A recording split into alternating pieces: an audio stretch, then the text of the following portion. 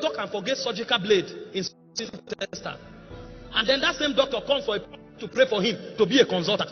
How can you be a consultant leaving surgical blade in people, and people are dying, and you think you will rise? No, God doesn't work like that. If you want God to lift you, if you want to rise, you must pay the price to be good at what you do. I'm telling you this because if we start prophesying and making declaration, everybody will shout and lift up their hand. But the question is, can God trust you to handle that bank? Can God trust you to handle that oil company? If they give you that business, won't it crash? And so there is a demand of consecration to master what you are called to do. You say you want to be a speaker, and you cannot deliver a 10-minute speech without stuttering, because you have not read enough. You have not built boldness, but you are saying God will lift you, and one day the whole world will hear you. Hear you how? Which language will you speak? Will you go and start on the world stage and say So you must sit down and read books. You must listen to people who are good, prolific speakers. Learn how to speak. Learn the comportment. Learn. It's also called consecration. It is intimacy-based consecration that are spiritual. Destiny-based consecration is about mastery. Paul said, him that striveth for the mastery must be temperate in all things. When a Paul stands and is talking, he will wow you. You will know he knows what he's saying. I did my PhD defense yesterday. When the examiner came, he didn't interact with me as an apostle. We were talking chemistry. We were talking chemistry. Why is your nanoparticle emitting radiation at 420 nanometer? I have to explain to him that the active site interacted with the light from the UV visible, and so it emitted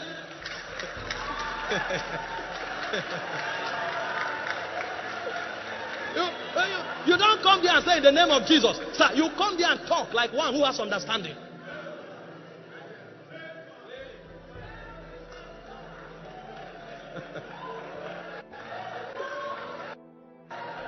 They did. When I finished, that was when the professor told me, Apostle, how are you? Because in case this apostle goes to be a lecturer, he will not teach them Bible there. He will teach them chemistry so that they can go and practice and become relevant. Many don't pay attention to their consecration. When they tell you what is formaldehyde, you won't say it is John chapter 3 verse 16. What is SBR? In UV visible. It's not, that is not John 20:10. You will explain it. You will explain it. You will explain it. So you need to know what you are doing. It is called consecration for destiny. Not every season is the same. Not every season is the same. There are many Christians today who are where they are because they missed their windows. The reason many don't arise, even though they are laboring so hard, is because they don't understand the laws of seasons. If you miss your season, your effort is a waste. There are many Christians who are doing what they should do at the wrong time. When they should pray, that's when they are sleeping. And so when others are sleeping, that's when they are praying. So the time for their rest becomes a time for body. May God help you to have the discernment to understand your season. The reason most of these men succeeded was because they knew their season. David knew the season to fight with bears, because if he missed that season, Goliath would have killed him. David knew the season to stay quiet and humble, learning the covenants. When he confronted Goliath, he had what his brothers didn't have. But you know what David was doing? When they were walking with shoulders, David was learning the covenants of God. And so when David met Goliath, he was not intimidated by his size. Goliath kept shouting. Everybody was quaking. He said, I come against you in the name of the God of Israel that you have defied. So he knew what his brothers didn't know. When did he learn it? So when they were doing politics around their father, trying to do who will be the favorite son, David was studying. So when he went to the wilderness, he opened the Torah. He was learning something. He was searching something. He was asking questions. He was seeking God. And he was learning what they didn't know. The day of manifestation, he came with what he had that no other person has. Some of you are listening to me here. This is the time for you to study. But while they are in the university, you are going looking for clubs on Friday. You don't need a club now. And you may not need it in your life. This is the time to study chemistry. This is the time to study biology. But while they are studying, you are looking for club. And your priority is hair and gown.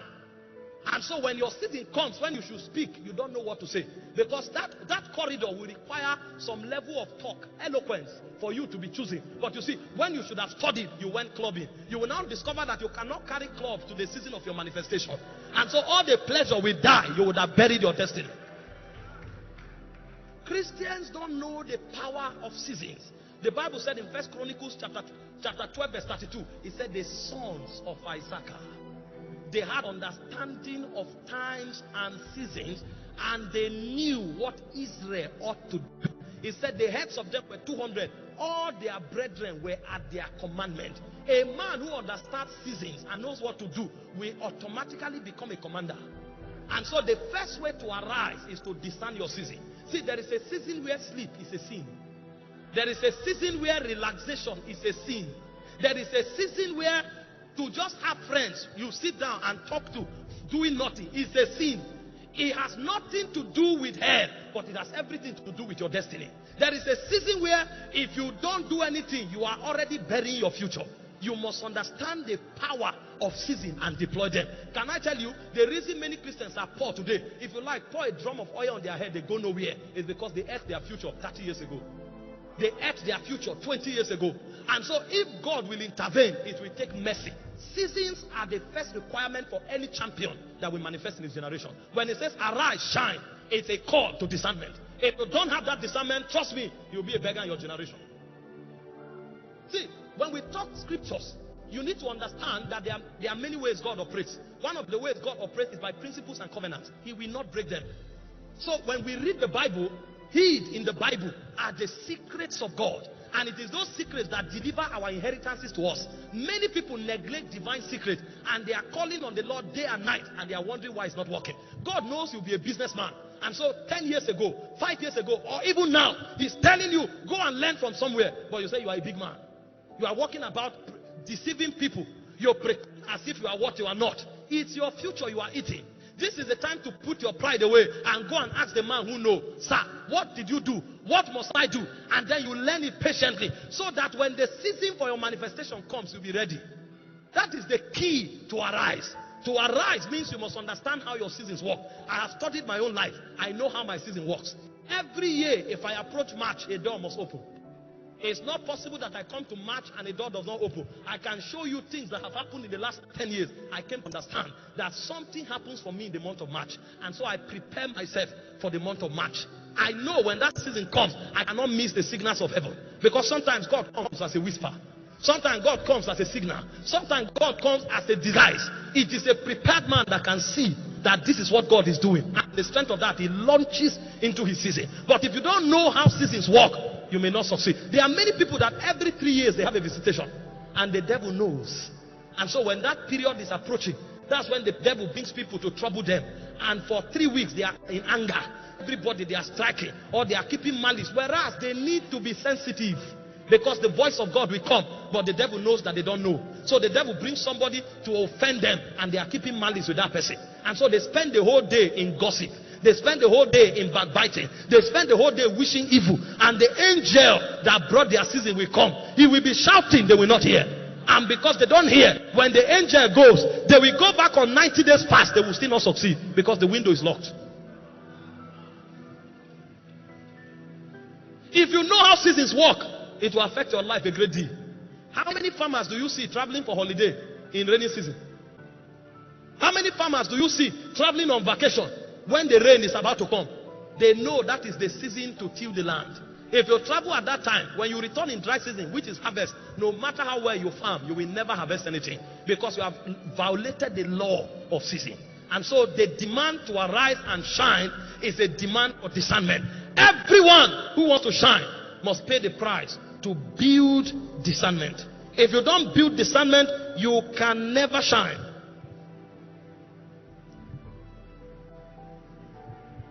Every season that comes to you, we place a demand on your discernment. And there are 3 things seasons do to a man.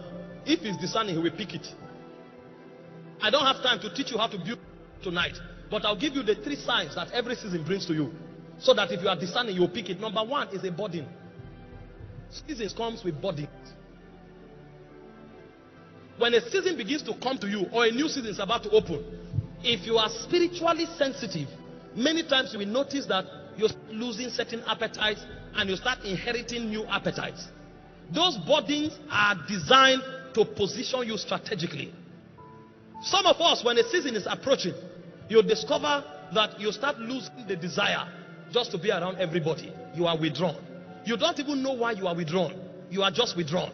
There are some of us, when a season is approaching us, it becomes difficult to sleep at night. Although you went to bed 9 a.m., you are rolling on your bed till 2 a.m. You have not slept. And it is consistent for 3 months. You just go and lie down. You can't sleep until 2 a.m. because there is an alarm you must pick by 12. And so what your spirit is doing is that your spirit is being recalibrated to receive what that season is bringing. Those who are not wise, you know what they do? They start watching seasonal movies. So they go and lie down. They start watching a movie. That's their best time of watching movies. And they will watch it till they sleep off. They will watch it till they sleep off. So what God created and engineered in their spirit to prepare them to receive a visitation, they aborted it because they are not spiritually discerning. This is why discernment is too key for anybody who wants to rise up and shine. What are the burdens you have aborted?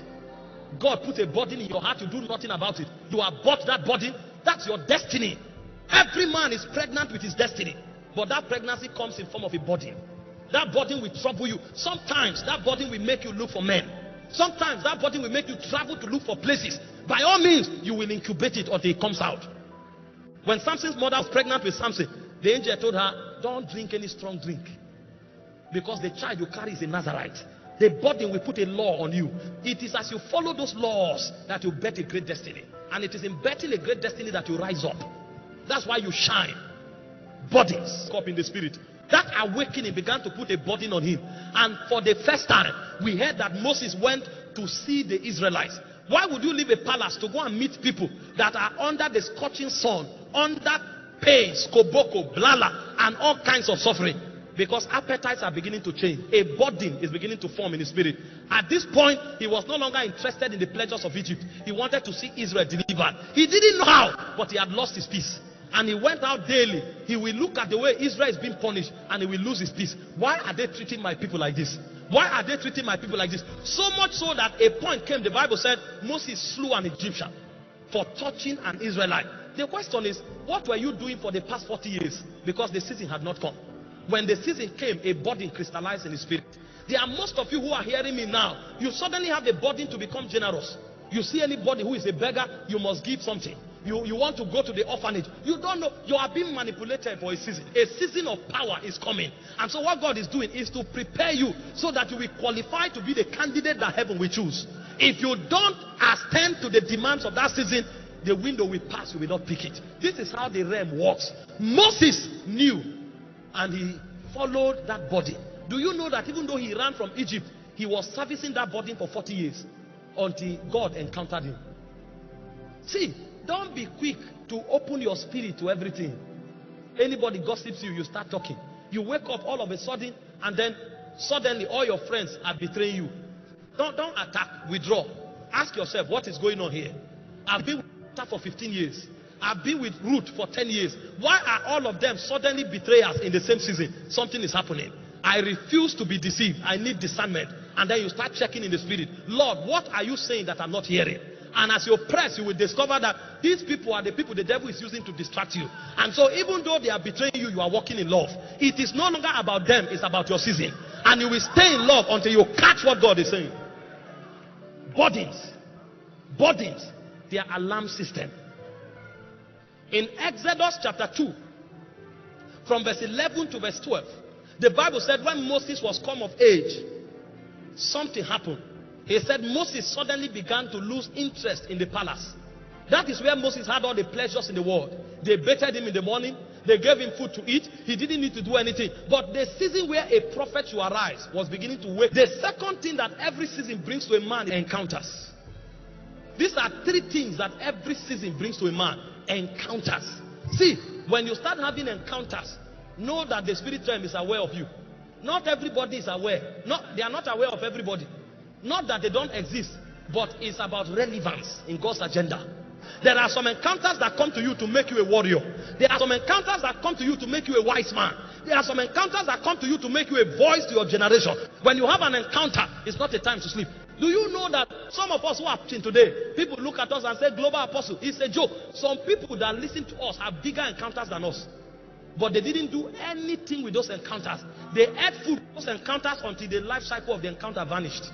And when the life cycle of the encounter finished, their destiny returned to square zero. You go to bed, you had a dream. The next day, the dream continued. The next day, the dream continued. You woke up, you discarded it. You are not wise. When you start having encounters, know that a season is about to be born. When you study the scripture, you will discover that every great destiny that suddenly rose up from mountains of encounters. Moses went to keep his father-in-law's sheep in Exodus chapter 3 from verse 1. And he said he came to Horeb, the mountain of God, and he saw a bush burning that was not consumed. That was when Moses rose up. Mary, on her own, innocent virgin, an angel appeared to her. Do you know the angel that came to her? The angel that came was an archangel, Gabriel, not a messenger. A prince in heaven came. Before Gabriel came to Mary, he went to Zacharias.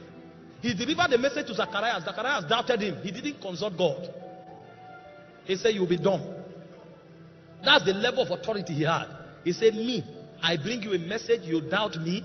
He didn't say, let me go to God to come and punish you. He said, you will be dumb until you see it. Because the guy is a prince. He has authority. He said, I stand in the presence of God. When that kind of angel comes to you, your life must change. Mary was wise. The moment the angel appeared to Mary, number one, she said, what manner of salutation is this? How can you salute an ordinary woman like me and say I'm full of favor? What kind of salutation? And the angel said, don't worry. The Holy Ghost will come upon you. The power of the highest will overshadow you. That thing that will be formed in you is the Son of the highest. Immediately that encounter finished, Mary stood up and went to visit Elizabeth. I need wisdom. I know my life cannot be the same. Something has